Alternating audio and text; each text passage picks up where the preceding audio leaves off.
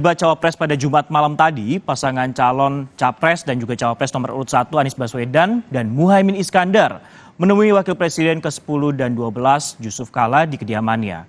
Kunjungan ini sebagai bentuk terima kasih atas dukungan yang diberikan oleh JK. Pertemuan berlangsung secara tertutup selama kurang lebih 1,5 jam, saudara. Anies juga menyatakan dirinya bersama Muhaimin mengucapkan terima kasih atas dukungan yang diberikan oleh Wakil Presiden ke-10 dan ke-12 itu kepada keduanya.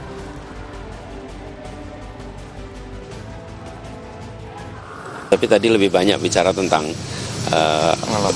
pengalaman dan juga bagi kami apresiasi atas langkah Pak JK. Ada rencana masuk dalam tim timnas Beliau nggak perlu masuk dalam tim, sudah punya dampak yang luar biasa. Dan keinginan ketemu itu udah lama. Iya, pas Pak JK mendeklarasikan, kemudian kita komunikasi.